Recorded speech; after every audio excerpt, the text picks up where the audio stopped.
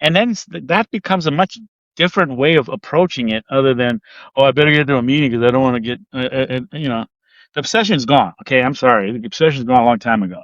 But you dare not say, oh, I'm not going to drink again, because oh, that means it's a red flag. You're going to go. And so it's like, is it fear based or is it joy based?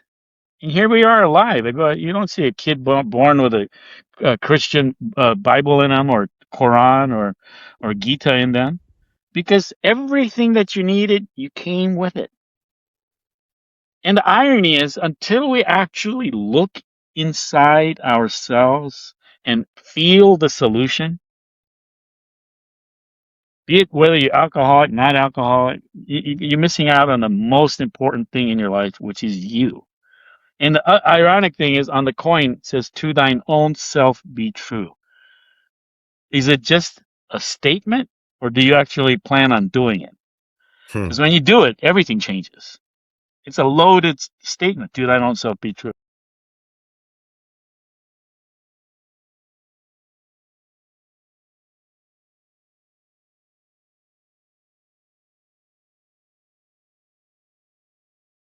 Welcome to More Has Been Revealed podcast.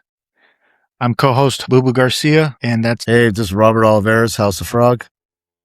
There's Atul Ranchod. Okay. it's our first episode, so I think it'd be pretty cool to have some open-minded people within the fellowship that are two of my favorites to hear share. So I appreciate you guys coming on. I really appreciate the open-mindedness.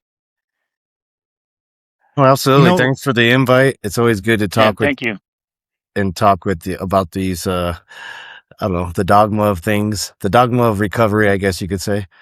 I think it's important to share that, I think we all have love and for the fellowship and the program. But we also, what I notice within all of us, correct me if I'm wrong, but we also want to continue to grow. And I think that's what Bill Wilson constantly wrote in his letters, is to continue to go on growing. He even says if we fail, we end up decaying, or become stagnant, or, frozen in a set of beliefs and principles. Those are kind of his words. But, so I think this conversation is really not to put anyone down, but really to help us continue to move on and grow, continue improving practice, as they say in the fellowship. My first question is, can AA remain true to its spiritual principles while continuing to grow and evolve? Well, I'll jump in right away, and I'll say I don't think so, because I think that in 1939, or right about that time, that spirituality and religion were used interchangeably. And so a lot of times I find when the text in the big book or other resources are mentioning spirituality, that word is used, but they're talking about religion and religious belief systems.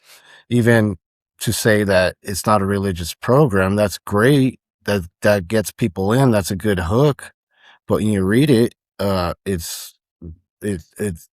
pews out Christianity, patriarchy. It never says God, like creator. It just says he, right? So if that's not religious, I don't know what is. But I don't think it can evolve because it doesn't truly understand the founders and stuff. Maybe Bill did because he practiced spiritual life, but the other founders and stuff, they were embedded in their own religion, and they just don't use it out front, but it is definitely hidden and embedded within the text. All kinds, thousands of times.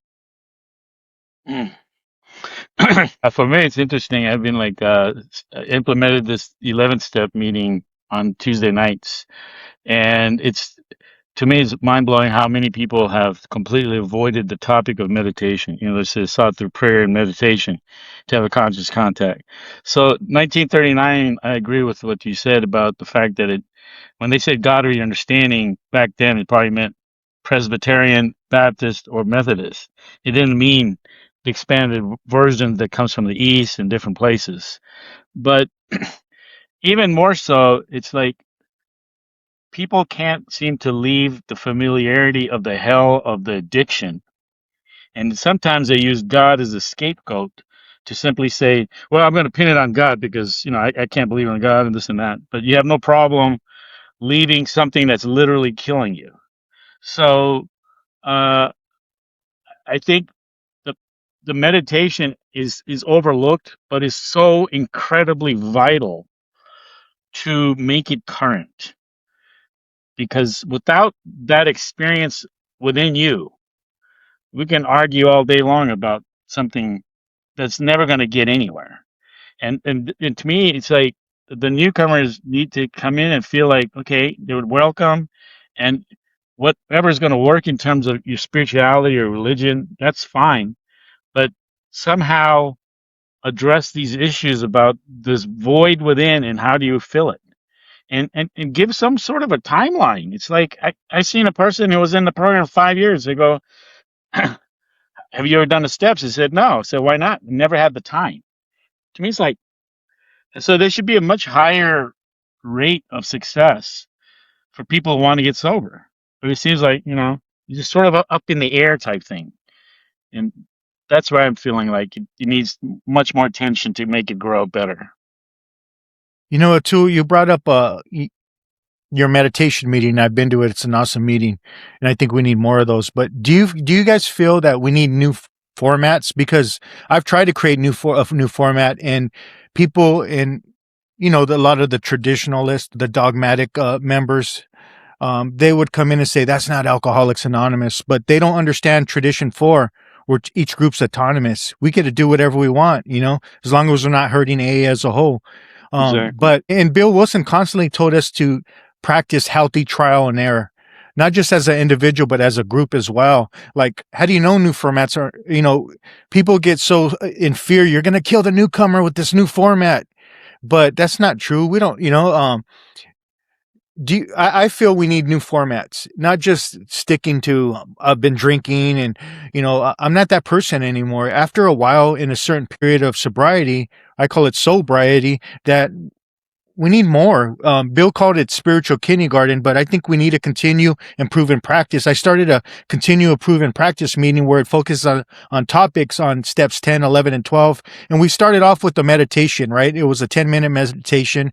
We start off with meditation, and then we start to, where the book says, see where religious people are right. And then we started to put that in the format, but then we upgraded it to modern understanding of what that means, right? It was a beautiful thing because, say I asked you to speak a week ahead, or I asked Robert to speak a week ahead, right? What you guys would do, we would ask you to pick no more than one side of a page, the front page, right? And pick paragraphs. So it could be quotes. It could be like a small paragraph. Somewhere in our AA literature, you can find a quote, either a quote or a nice little paragraph, along with outside sources. Because what that does is it allows us to bring in new information. We get stuck in this, and I'll love to talk on these topics after this one, hive mentality, that groupthink, and we get stuck as Bill sees it only, and we lose our authenticity and our own individual critical thinking. So I would do that, and it was bringing in new information, but you would get the people that are Mr. AAs that are full of dogma, and this ain't AA, and they want to go back to that fear-based thinking instead of expansion. What are your guys' thoughts on that? I also think, like, for example, taking someone who's gotten to 1 year mark and find out what were the trials, what were the errors, what were the things that they could have seen done better. And because a lot of times people with a long-term sobriety is stuck in a rut just saying the same old thing forever. But this is about trying to make it relevant to someone who's trying to get sober. So to keep it fresh, I think it's necessary to bring in different formats, keeping with the essence of the program, which is one alcoholic helping another. But then you got to branch out and find out what's working and what's not working and adapt accordingly. That's what I feel. Yeah, I think so. The same thing. And going back to something you said earlier, excuse me. I think, well, first, I think that the traditions contradict the big book many, many times. And, sometimes I could care less about them. I mean, you know, before the 1900s, how were people stopping drinking? How are people healing themselves, right? So AA is not required to become sober. AA is not required to live in the promises or in that serenity, right? It's just one mechanism that a lot of people have latched onto. But the healing always comes from us within. And you can heal yourself. Why depend on other people to tell you what's wrong with your body? If you know yourself and love yourself, you are your own doctor and you heal yourself, but I think, the new formats and things like that, they, those are great, but for me, I just need the text. I have home groups here in the high desert, but I belong to a group called the Fix It Group down in Beaumont. And we meet once a month, but there's literally thousands of Fix It groups around the world, and we take everyone through the 12 steps in a 48-hour period. We all day Saturday and half the day Sunday, and except for step 12, when we come back, that person who has gone through it will come back the next month to exercise step 12 and help more newcomers go through what they just came through the month before. And then we just keep coming back every month to help it. There's 30 of us on one side of the table and 20 newcomers on the other Does it side. seem does it seem to help with the going with that format in terms of the Well, newcomers being able to go through it every and step stick with? that we do, we go to the big book and we can show that it was done in the same time frame with Bill and Bob. We Within 2 days? Within 2 days, 24-hour period. Oh And then wow!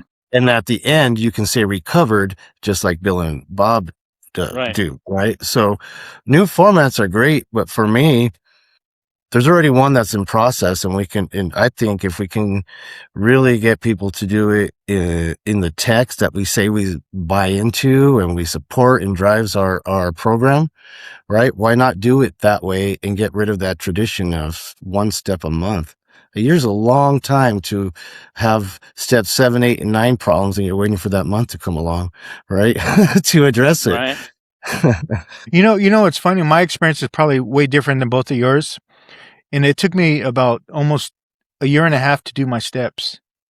And I'm grateful I did it that way, but that doesn't mean it has to be that way for everybody, right? Because and that's another thing is black and white sponsorship. You hear all the time people say, I only know how to sponsor the way I know how to sponsor. But that tells me they don't pray and meditate, because it says pray only for the knowledge of God's will and the power to carry that out, which means we have to be very intuitive and right, mindful and get this out of the way, this conditioning. That way I can have that intuition so I can help this one individual person, because it's not black and white sponsorship, right? Every individual is different. I call that conscious sponsorship right, versus unconscious sponsorship, right? Robotic. That's a great term. But because I did it slow and I had someone really take me, and I came into Alcoholics Anonymous not knowing how to read, right? So I had to have people teach me how to read, look up definition work, and really help broaden my understanding. And I know for me personally, if I went through it in 2 days, I wouldn't have gotten what I have gotten. But I also know that's not the way everyone needs to have it. But for me right, personally, I found a very dogmatic, structured group, and that was very important for me in the very beginning, but I can't get trapped in that. And I found myself getting trapped in that several years later. But because I took my time through the steps and had a better understanding on stuff, I just didn't read it, and I would have forgot it. And I had someone really help me explain it, what it means with taking time and developing a relationship with the sponsor, going to meetings and stuff, learning how to trust them so I can get into step 5. That helped me out a lot. And that's what I needed, but that doesn't mean you guys needed that. You know what I mean? And that's when dogma comes in, where I just, the way I found it is the way you need to have it, and right, I used to say, I want Alcoholics Anonymous to be exactly the way I found it if my daughter needs it, right? For an example. But that's not true. I want AA to be exactly the way my daughter needs to find it whenever she does come, because I want it to continue and evolve, for her. If she say my daughter came in 2035, I want it to be the way AA should be in 2035, not 1939. That right. makes sense. Yeah. But I think also adding to that is, I did it over a course of a year with my sponsor, and somehow, like before I even got to the 3 year mark, quite a few people stopped, went back out and stuff. Um, I think initially your sobriety is highly fear based, okay? Because you're so afraid of going back out. There's, you wrapped in a lot of fear because coming from the judge and this and that, all that stuff.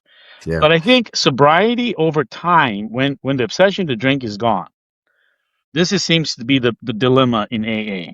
The obsession's gone, but now you're just regurgitating the same stuff. So me throwing up, putting salt on, and eating it again doesn't make it nutritious. So it's like you need different food to evolve your sobriety. So at some point, it goes from fear based to knowledge based to expansive because now you're no longer who you were and you actually have transformed into something else.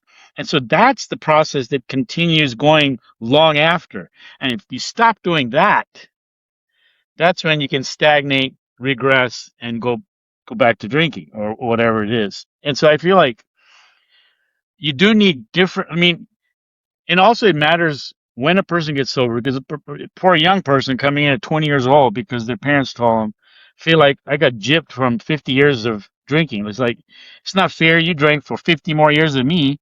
And the poor old person's thinking, shit, I'll never be able to do this. So you have to address each newcomer accordingly. And so if there's like, because this should be a greater success rate, in my opinion, for someone who wants to get sober.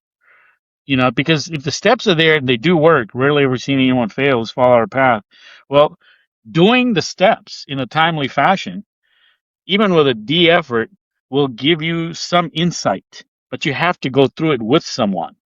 And this part about how do you ignite the flame into someone to go, hey man, there's a solution, and you kind of have to start working it. Because otherwise, and another thing I noticed, people go in and out after a while, they just call themselves a chronic relapser. I'm just going to keep going back. And that's, to me, that's not what recovery is about. It's not this option that, oh, I fucked up, I'm going to go back in there again. And so, what does sobriety mean? What is the basis of sobriety? That's something that needs to be definitely addressed so that people realize that there's way more growth to be had than just, I didn't have a drink. Well, I That think makes so. any sense. An important part you bring up with that success too, because I didn't say it earlier, but when Bill and Bob were bringing people into the house and having those meetings in those 48 hours, everyone was good and sober for about 24 to 48 hours. And then it just took a big dive. They had no success rate, but they added in the qualifying on the front porch and the wives did it. And people, they know the BS, they know the language, the camouflage that we present, and the wives would qualify them, and some people were told, get out of here, man, you ain't here to get better. But the ones that came in after that point, the success rate went very high. But also, Mm, the steps in Bill's writings and everywhere else are not one and done. So we take them through those 12 and 48 hours, but they're still with their sponsor working the steps every month, however, they're working it with their sponsor. So it's not in replacement of, it's in addition to. So like right. you're saying, you get the seed, you get the experience, all those types of things. Going back to new formats, it allows new information in because there's a lot of stuff that Bill and Bob didn't know that's in the book. I mean, I talk about the outdated science.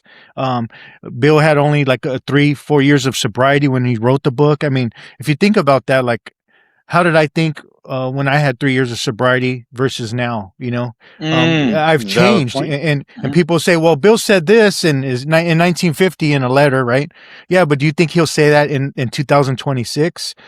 We've grown a lot. When I was working at I did some volunteer work at Dr. Bob's. I remember looking at like the bedrooms are a lot smaller than we have today. The hallways are a little thinner, right? Little smaller. The 2x4s are better than you can find at Home Depot or Lowe's, right? Or the lumberyard. They're really good the real 2x4s back in those days. But would I want to use the phone he used on a regular basis in today's society, or do I want those same countertops or the electrical wiring in 1939? No, we evolved, and I think we need to continue to evolve. Because addiction has evolved. It got worse. And going back to the success rate, yeah, it's a 5 to 10% success rate, and 10's being nice, right? But if I was a Laker coach and I had a 5 to 10% success rate, would I have a job? And No. this is about life or death for some people. So I think we got to continue evolve personally, and I think allowing new formats to come in, it brings in new information instead of as Bill sees it. And that's the next topic, is as Bill sees it, because that's a cool book and everything. It's cool to have his insights, but then we fall into as Bill sees it society, right? And everyone has this hive mentality, this group think, and we lose our individuality and our critical thinking, because I don't agree with a lot of stuff Bill Yeah. says. That's exactly true. We need the critical thinking, and the new formats. I love it. I don't. I asked someone to take me through my step 4 because I just needed another person for that. But I've been without a sponsor 11 years. I drank on my own and I burned bridges on my own. I chased away my family on my own. And guess what I'm doing? I'm building on my own, and I'm creating on my own, and I'm healing, not on my own, but I'm healing on that path, right? No outside, no external, right? Everything's inside. And I try to express that in my shares. Some of the form, it's not a new format, but I try to express a new perspective at the meetings I go to. And I say, what does everyone always say when the good things you take happen? It's God's will. God did it, right? But I tell them, I prayed in my disease, in the heart of it, with pleading to God to please help me. And all I heard was crickets, and nothing changed until I took an action. And I decided to turn left instead of right. I started to take a deep breath instead of getting angry, right? So when I take that action, I take accountability for that, just like I take accountability for my inventory. And I say there was not an external he, God, right? There was this power that is great within me that I used to heal myself. And I invite other people to find out who they are and use that same power, right? Because everyone has that ability. But getting to that point, I think there's a lot of traumatic events that have happened in lives where it's hard for people to actually bring that out. Uh, to me, anything that festers inside of you ends up poisoning you. And the difficulty is getting to a point where you feel safe enough to share certain things. Like even in certain meetings, I share on the surface. Other ones I can go a little deeper depending on the people. And so, uh, by there has to be a many pronged attack at trying to get sober. You know what I mean? Like if Right. you're doing it on your own, that's great. Some people need more assistance, which is great. But at some point, the light has to click, and that is an inside job. And so that's part. That part is like, don't make AA into a religion.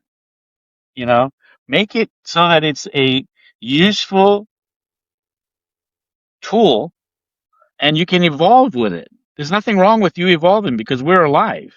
The book is meaningless unless we read it, identify with it, say, "Oh, okay." Because I was thinking about that story about the guy with the whiskey in the bar with the milk. And if I went in and when he was taking his second whiskey, and I say, "Hey, dude, stop," he would have just told me to f off and continues drinking. So it's like, take that scenario and now let's play it out. So that way, when a person comes to a situation in real life, they can go, oh, wait a minute.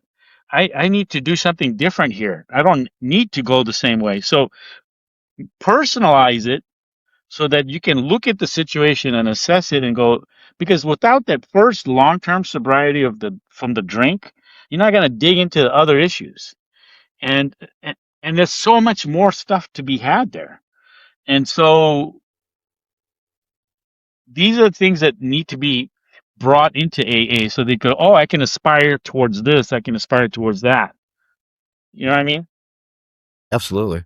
I looked up the term, asked Google for the definition for groupthink, and is groupthink is a psychological phenomenon in which the desire for harmony, acceptance, or unity within a group becomes so strong that people stop questioning ideas, expressing doubts, and considering alternative viewpoints. As a result, critical thinking and honest dialogue are replaced by conformity.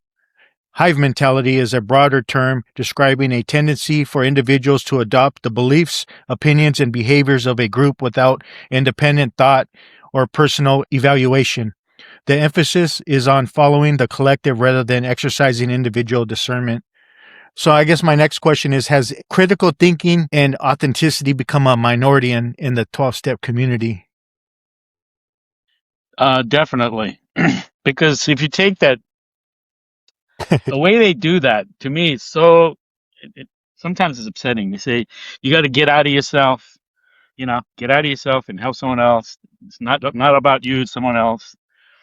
And yes and no, because it's within you that the divine resides, and it's within you. You have the noisemaker, and so, okay, so practically speaking, people go, what is meditation? It's for some guy in the mountaintop, or some high end deacon or whatever. It's not for me. I'm just a regular guy trying to make it through the day. So, and I use this example, and it made me really wonder about, hey man, if you're at a wedding and you're weak and you're on the fence and everyone's drinking around you and you're feeling nervous and anxious, you go to the bathroom, you meditate for 10 minutes, you come back and you feel, hey, I don't need to pick up that drink.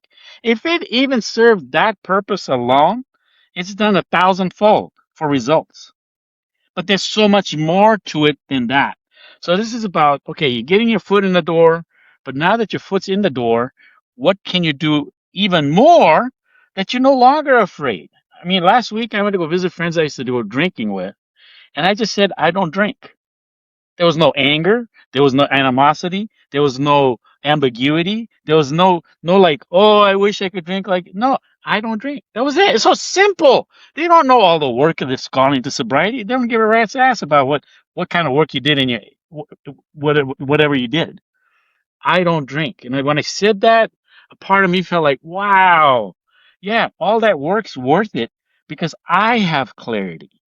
Ultimately, how clear are you? And I think once you get clarity, then everything becomes light. And why don't people want clarity? That's a really interesting question. The solution's there for the taking, but why don't people want it? Because you have to dig in here. That's why I've noticed, like in the meditation meeting, people are so afraid of meditation. Why? Because it's just you. And all you've identified with your whole life is your head. And that's not you. And so this descent from here to here is such a beautiful individual experience. And when they hold that space where they feel safe enough to make that, and they feel it for themselves, because ultimately that's what this comes down to. Do you know for yourself? And once you do, you are released from your own prison. If that makes sense. Absolutely. I tell people all the time, your biggest cage is made out of thoughts, man. Change the way you That's think. it. Exactly. So, like meditation and awakening is a awakening from the dream of thought. It's all these thoughts. I was so unaware of the inner critic. I was driven by it. The book says we're driven by many forms of fear. Before I learned how to live these principles and apply them, I was so connected to my thoughts. That's why that Rene Descartes saying, think, therefore I am, that's Western Right. thought, right? But what meditation teaches me is that I'm not my thoughts. I'm the awareness behind the thoughts. And that shifts everything. I'm able to shift and separate myself from the thoughts and make better decisions because that's not who I really am. This story, this narrative that I continue to tell myself, even in the 12-step community, and I love the 12-step community, but I am an alcoholic, saying that over and over, that's not healthy for me. That keeps me in a lower frequency. Plus, it's reminding myself of who I'm not. In the big book, there's a story that says the process of knowing who I really am begins with knowing who I'm not. And that's the whole purpose of going through the 12 steps. I realize that's the false self. That's not who I am. Then I start practicing meditation, and then I start to have experiences beyond belief systems and like, oh, okay. That's it. Yeah, I've always hated the word alcoholic because to me it was just a highly electrical charge, and Then when I started saying recovered alcoholic, I got people in AA telling me you can't say that, even though it's in the big book, right? So it's like, how much time do you actually need before someone is allowed to say recovered? 10 years, 20 years, 50 years. It's like once you understand that you've connected the dots, you've got you're working the program, you're working the principles, you have the conscious contact on a daily basis, you recovered. Life is good. And it's like, why can't that be emphasized so that the person coming in goes, really? Yeah, really. You just digging yourself, let go of the crap that you don't need anymore, and you too can be free. There was a story from the Illusions. I read this one about 18, and it's such a great visual. There's these creatures living at the bottom of the river, and they're clinging to the bottom. And one day they look up and they saw a creature just like it going down the river. And they look up and go, oh, look, it's our Savior. He's come, a Messiah. He's come to save us. And he looked down at him and he goes, I am no more Savior, Messiah than you are. Let go, and the current will take you where it's taking me. And they looked up. They continued singing praises of the Messiah, but he was gone. But they held on. This is the damn dilemma of the whole human problem. The solution's there. And how come we can't let go? Because somehow we don't understand the the urgency of time. It is a limited time here. When death comes knocking on the door, knock knock, who's there? Now who? No more now for you. And then it's like, you can't say I didn't have the time, but all we really have is time. And to me, there's no greater joy than seeing the light come on in someone and the light clicks that, hey, I don't need to be in that hell where that emptiness where I need that addiction to take over me anymore. And I think it is possible to be recovered. But it's sad when you have a program talking about recovery and you don't and being saying recovered is shunned upon. Well, what I noticed over the years is when you read the book over and over, it's on survival mode sobriety. If you most That's of the very book true. because it's meant to take someone in the use as a tool to take someone that's suffering from alcoholism.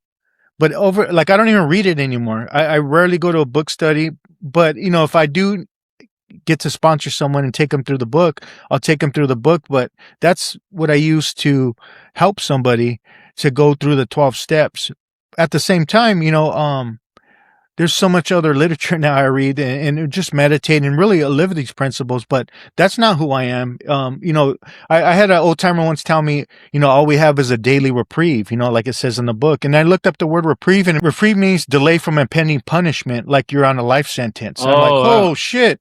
Like, whoa, like I'm not on survival mode sobriety anymore. Like if AA blew up, I'm going to be okay. And because I know how to apply this stuff today. I don't even need the book anymore. But like, I don't depend on Alcoholics Anonymous to keep me sober. Living that one day at a time, it's not on a survivable basis like you hear a lot of times in that fear-based mentality. It's more like, just living it today, being more present in the moment, where life really is, being more present. And that's what it's about, is presence. That part in the big book says, there is but one power, that is God. May you find him now. The most important piece to that is not God or him. It's the power in now, because it's all about learning how to retrain the mind and body to be in the present moment. But if I'm still reminding myself who I'm not over and over, I'm an alcoholic. I'm like, I don't need to remind myself. I mean, what is a spiritual awakening, right? And what is freedom? I'm free from that stuff, that narrative, that story. But when someone walks in, they remind me who I used to be. That's the best reminder. I don't need to remind myself one over, because that keeps me on a lower frequency, like we talked about, Rob, before. And I talked with Atul about the map of consciousness. It keeps me in a Yeah. very low vibration. Saying that over and over, like Joe Dispenza once says, conscious repeated thoughts become subconscious thinking, and that's a trap. It's a valid point. Yeah. That's But unfortunately, I think a lot of people don't have the openness to create a deeper spiritual feeling, be it by meditation or reading other sources. So let's say a person who's coming in who's desperate to get sober goes through the 12 steps. The program works perfectly for someone in that state of mind. But now that the person's sober, And there's where the two roads diverge now. Where am I going to dig in deeper into sobriety, into the spiritualness and all that stuff? Or am I just going to rely on these meetings and keeping it as a means? And then when people always say, when they stopped going to meetings, they went back out. But what did you plant within yourself is what comes down to. So and I think a lot of times I think that actually people need to vent out in meetings. They don't really vent out about what's the blockage from allowing yourself to be free from all of this stuff, so that you can be free from the dogma and experience the joy of being alive and the obsession being lifted. And so but it's so ingrained. I am an alcoholic. I'm going to be an alcoholic. I'm going to be a dead alcoholic. And I'm like, oh my God, it's too much. So the heaviness, it's like they're not willing to let go of the thing. Like, hey, man, it no longer has power over me because I have other things now. And I think that scares people because immediately they think, oh, now that you're saying you recovered, you think you can drink again. That's not what I'm saying. So there needs to be clarity in trying to even express what the intention is, because you can't get through to someone who's so stuck in a dogma until you actually break the shell to hearing it. Even though they say honesty, open-mindedness, and willingness, they're far from it because you're stuck hearing only a certain way, only in a certain bandwidth. And when you Yeah. expand out of it, that's when you can go, oh, I didn't think of it that way, you know? And it's like, if we go to the beach right now and I say the line is straight, and you can say yes, it's straight, but I'm saying no, it's not. It's a curve. But I have to take you outside the planet to see it. Then I have to take you to Saturn to show you that it's a dot. They all three are valid. And all three perspectives, by the way, are necessary to keep us humble, because it says so in there. We only know a little. God will constantly show us more, reveal us more, right? So then it's like, oh, since I only know a little, you always only know a little. And then you go, let me learn more. Let me learn more. That's where the joy comes in. That's what I think that gives hope to a person coming in going, yeah, I'm desperate. I'm in bad shape. And maybe you need to say your last drunk story to them to get them in the door. But you can't be regurgitating your last drunk story all the time. Come on, man. Where's the joy in it? So fear-based sobriety to joy-based sobriety. And where's your joy? And what are you doing about bringing your joy into life? That's worth a meaning right there. Because that's saying I'm living not just in an answer, I'm living in something that's not going to allow me to go back to something that I don't want. Who the hell wants to give up their joy? No one. Especially when you work this hard to get it. You know what I'm saying? So I got. I I totally get your point. And I'll say, why aren't people, like you're saying, doing the work? Why are they 5 years, 6 years, 10 years still in the same place they were, not making that progress? The same story they said as a newcomer, they're saying as someone with 5 and 10 years of experience, right? Where they should have had different experiences at different same situations, but it's a different experience because you've grown and you're sharing how that experience has changed, right? But they don't. They're recycling the garbage still. And I think it's the same. I think it's because they live their sober life the way they live their life in disease, right? In chaos, when bridges are burning, bosses are firing, when spouses are, right?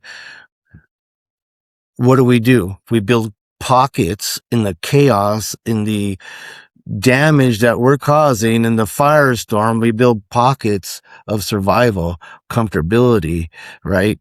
I could take this in this corner, I could take that, and I don't have to get out of that, right? And we get stuck in that disease, and they do the same thing in the sober life, right? Well, I was desperate. I was going to get arrested, but I'm not arrested now. My spouse didn't leave. I'm in the program. I might be miserable, but I'm surviving, and I'm going to build this pocket of comfortability so I don't have to look in that mirror. I don't have to do that inventory, right? I've done a little bit better. I'm good. I'm comfortable. That's what we do. We don't force ourselves always to that next level because comfortability is easier than the work. And my critical thinking is not everyone chooses the same path to be at higher levels. Some people, that comfortability is the highest they're ever going to be. It's very true. And by choice. This is what I decided I could live with.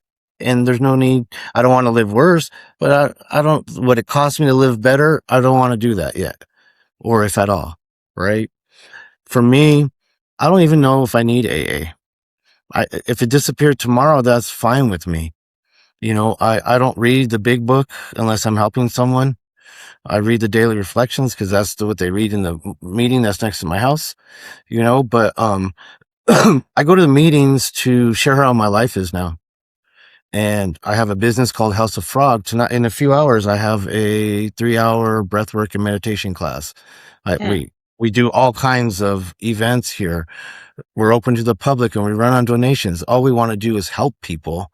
I could care less if you believe in Buddha, Jesus, or the Ether Bunny. It makes no difference to me. We're just going to help you along that process so you can get a better connection to it. And when I close my eyes for meditation, it's darkness that I see.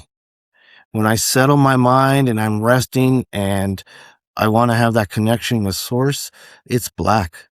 But in that darkness, I'm able to find light. They go together, and I think the reason why people cannot meditate and they cannot, I tried it, it doesn't work, is because meditation is conduit, right? And the physical body, when we have ailments and illnesses, food, waste, right? It's a blockage to source. When we have worries, anxiety, and stress about the future, that's a blockage to source. When we have guilt and shame and misery of our past, it's a blockage to source. And people close their eyes and go, oh, I didn't feel anything. It's because you haven't worked on those things. You're not feeling close to source because you are distanced from source, and you need to work on those things to clear your conduit, to clear that path. And that's really the philosophy and things I teach. I really, like you say, I hear the same stories over and over at the meetings and I tune out. AA doesn't feed me. I go there to feed it, and challenge the new ways of thinking and challenge the traps of the corners in the rooms that we get stuck in there. Right. Well, breathwork is a great topic. But what I was thinking was like, even in the rooms is like, what's the root cause of all of this? And I was thinking, not not feeling worthy, and not being enough. I bet you anything, 99% of alcoholics suffer that problem. So it's almost like worth like a 6-week period where you go, okay, let's do a workshop on where the hell did we get sold this idea that we're not worthy and we're not enough. And we can all find it in our childhood somewhere. And then we bought it. But now that we're sober, can we return the sender and replace it with a sense of self-worth and a sense of worthiness? Because the nice thing here is, if it's one or the other, if you have the presence of that source, you're feeling elation of being alive. When you don't feel that, you're miserable. And nothing's gonna, nothing. And then hearing these stories can be even a reason alone to go back out to drink. Anything, the wind blowing the wrong way can make you go drink. And so this is about, how do I solve it at the deeper level? And you can, because you're alive. My God, people sometimes forget the greatest big book that has never been open to interpretation is right here. If you broke the whole Bible down into one sentence, it'd be still. It didn't say and believe. It said be still and know that I'm God. Okay, now if you're gonna take that one sentence and say it till you turn blue till the end of your life, that doesn't mean that you got it. You got to actually become still to feel it, and then you go, oh, I understand why they wrote that. I understand why they wrote that. That's when the light bulb clicks, because you understand. It's like, okay, come on, people. That's what we want to get to. But Absolutely. then, go ahead. Oh, I'm gonna say I think you're speaking step 12 right now, but before I go into that, what you're saying, we go back to that religious embedment in the program, in the text, in the big book, right? Right. Well, why do people always talk like that? Because what do you hear in church? Once a sinner, always a sinner. Always a sinner, right? I'm worthless. I'll always be worthless. It's different language, but we still reinforce it. Then we come to Alcoholics Anonymous, and why don't people say recovered? Once an alcoholic, always an alcoholic. Same religious embedment using a different word, right? And so it Exactly. makes people, that's one of the traps of it. But when you're saying the belief in the no, I came in believing in God as a newcomer, and I believed in a punishing, Jesus did not love the little children type of God, because that had been my life experience. But when I interact and engage in the steps from that honest perspective, from no deflection, I look in that mirror. Instead, now I know source. I don't need to believe in something, but because of my experiences, I know source. And that's what step 12 says. Because of that compounding experience we had, we were headed this way full steam and went, and now we're headed in that direction, because it's That's a good one. Yeah. so overwhelming that we just do it in all of our affairs, because we're feeling what you described. We're feeling that abundance of love, right? There it is. Yeah. And I agree. I'm not good enough. There's always some form of hurt. There's some form of trauma that I think. And it's funny. Sometimes in meetings, I'd be judged because I think the program has been so closed off to modern understanding of what addiction is in modern science. Because I believe science without spirituality is incomplete, and spirituality without science is ignorance. I think they go together. Man separated that, but we've blocked ourselves off, and we close ourselves off from modern understanding of what they call alcoholism. They don't even call it alcoholism anymore. That's the crazy part in modern science. That's something we've created over time, right? I, self, and me, right? That's just the human experience, to be honest. But there's always some kind of feeling of not feeling good enough, feeling hurt, some pain, some trauma, which means wound. What's within the resentment we have to look at. Like Gabor Mate says, not why the addiction, but why the pain. You know how we say our stories disclose in a general way what it used to be like, what happened, what it's like now? It should be more like what happened, what it was like, what happened, and what it's like now. We have to see what happened and where did we develop these beliefs of ourselves, where we're not good enough. We feel we're not worthy enough. What hurt us? What caused that wrong perception?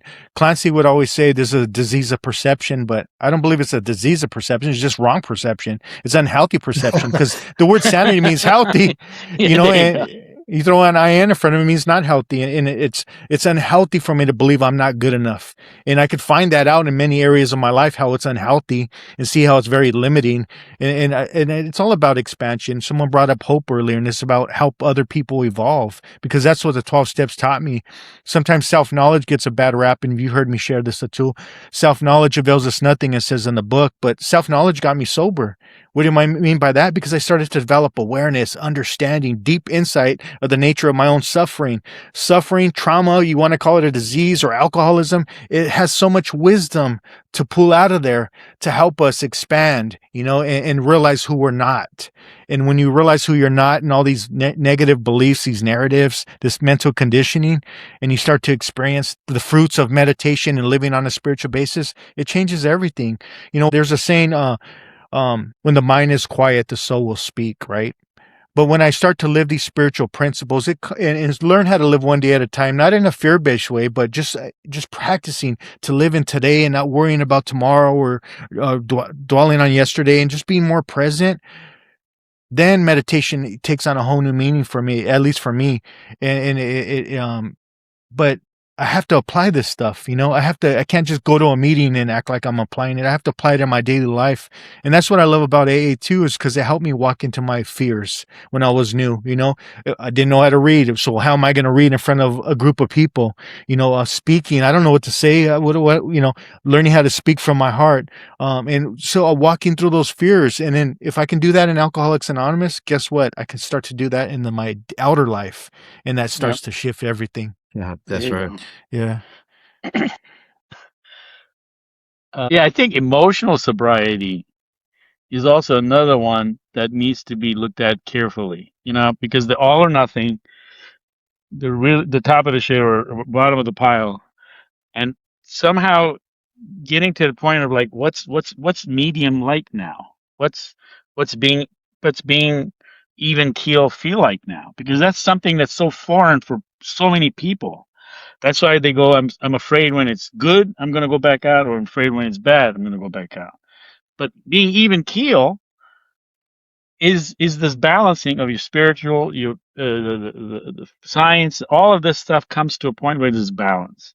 And so to me, it's like you almost for I get filled up with my meditation, my practice doing it for many years, but that's the first thing that starts the day because that sets the tone. And then you're sharing that joy from that feeling throughout the day, and then the next day you fill up yourself all over again. And then that becomes a much different way of approaching it, other than, oh, I better get to a meeting because I don't want to get, the obsession's gone. Okay, I'm sorry, the obsession's gone a long time ago. But you dare not say, oh, I'm not going to drink again because, oh, that means it's a red flag. You're going to go. And so it's like, is it fear based or is it joy based? And here we are alive. I go, you don't see a kid born with a Christian Bible in them, or Quran, or Gita in them, because everything that you needed, you came with it. And the irony is, until we actually look inside ourselves and feel the solution, be it whether you're alcoholic, not alcoholic, you're missing out on the most important thing in your life, which is you. And the ironic thing is, on the coin, it says, to thine own self be true. Is it just a statement, or do you actually plan on doing it? Hmm. Because when you do it, everything changes. It's a loaded statement. To thine own self be true. You know, and And that's what I always say too. I say it says to thy own self be true, and that sounds pretty, but who actually lives that? Who has the courage to be true to yourself? Because if you're always worried about what other people think of you, you always be their prisoner, you know? And exactly. yeah, just learning how to have the courage to be authentic and being yourself in a group setting, it's hard because you can be judged. I've been judged many times. I actually left Alcoholics Anonymous for a few years, but you know, and it's funny because I actually still live these principles, right? And I don't even think about drinking. I've been through a lot of stuff in sobriety, you know, that should have caused me to drink. But I don't think about drinking anymore because I've healed. I did the work. I lived this stuff, and that's not who I am. I don't use that. I have new coping skills, which are the 12 steps, right? And communication, you know, and meditation, and you know, and But the funny part is, I don't even think about drinking unless I go to a 12-step meeting. That's the crazy part. Yeah, because they mention it so much. But I think it's a lot like the. To me, it's like the frog in the well and the frog in the ocean, and that no man's land of leaving the well to get to the ocean. This is where the crux of the program is. This is where the crux of sobriety really is. Everyone has to journey that no man's land on their own, and whatever that means, you know exactly what it means. Leaving that well, and you haven't been to the ocean yet.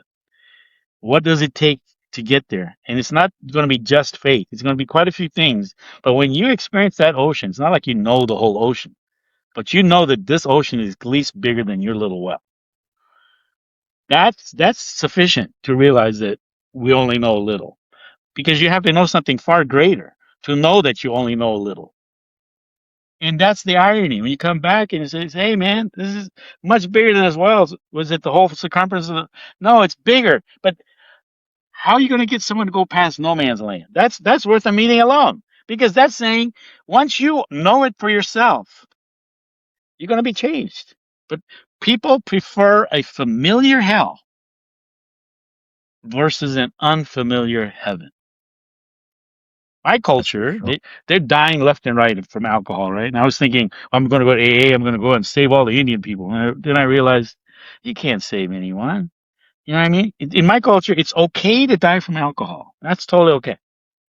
What's not okay is asking for help, because the shame, because, oh my God, what will people think about me? And I went to rehab, and the counselor there said, no one can shame you for your truth. That is such a beautiful thing, because we are like miracles in here, man.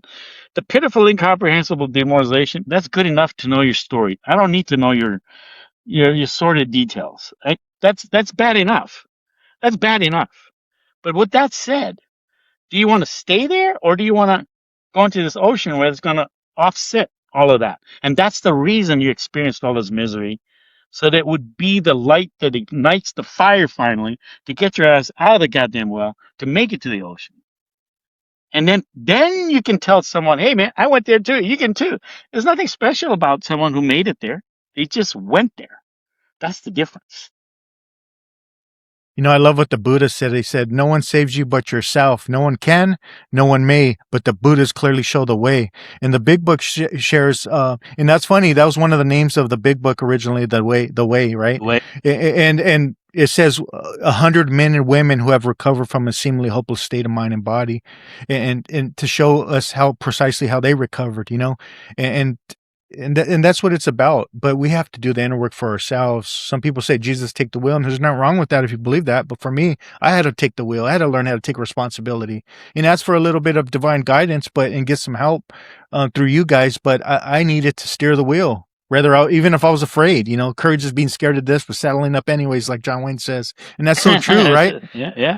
I totally agree with that. The Jesus taking the wheel, because I had to, right? If I deflect to some savior figure, what lesson am I learning? What experience did I gain out of that? Other than I could do ego run wild and I don't have to do anything about it because Jesus will take the wheel. But I need that experience. I need that accountability in order for my soul to develop. So, for that thought process, that religious thing about saviors, is out the window for me. I need the hands-on, Someone might be listening, might get a little irked by what we said right now, but to defend Yeshua, in the Gospel of Thomas, in the Gospel of Thomas, verse 70, he says, Saint 70, he says, what you find what is within you, what you find will save you. What you do not find what is within you, what you do not will destroy you. And he was always pointing within you. It's totally different from what you read in the four Gospels. Absolutely. So I think we have to go within ourselves. I want to end it with a small paragraph Bill wrote, and just get your thoughts on it, and we'll shut up with that if that's okay. Sounds good. Okay. Our growth as individuals has depended upon this healthy process of trial and error. So will our growth as a fellowship. Let us always remember that any society of men and women that cannot freely correct its own faults must surely fall into decay, if not into collapse. Such is the universal penalty for the failure to go on growing. Just as each AA must continue to take his moral inventory and act upon it, so must our society do if we are to survive and if we are to serve usefully and well. Alcoholics Anonymous Comes of Age, page 347. Wow, that's really good. Keep evolving. That's it. Well, it just reminds me of the personalities or principles before personalities, right? What's good for the group.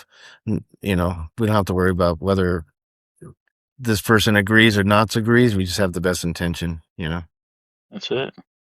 I think it was a tool that brought it up earlier, and you said about that honest open-mindedness and willingness, that willingness, honesty, and open-mindedness. And I think just as I learned that in the individual process of a newcomer, when I first walked into Alcoholics Anonymous, I think that's the key to my own spiritual journey today. Like Lao Tzu once says, to learn something every day is knowledge, but to let go of something every day is wisdom. And Thich Nhat Hanh, a Zen Buddhist mystic, who's one of my favorite teachers, once said, the secret of Buddhism is to let go of all mental concepts and ideas so that the truth will continue to reveal itself to you. And I think if I continue to stay willing, honest, and open-minded, and that I am responsible statement, I am responsible to continue to educate myself and develop insight and understanding on what we do diagnose people with what we call alcoholism, not just stuck in 1930s, but what are we talking about now to be a useful tool to help people to have more understanding. And most importantly, like you talked about, a tool, meditation, going within and doing other stuff like you do, breath works. Swami Vivekananda once says, God is the breath inside the breath. It's not in a Yeah. book. It's in here. Yeah. Be still and know. That's it. Yeah. Pranayama, I'm telling you. Yeah. All right. Well, I appreciate you guys. Appreciate you That was guys a coming lot of on. fun. Thank you. Yeah. Yeah. Thank you. Nice to meet you too. Namastizzle. Almost.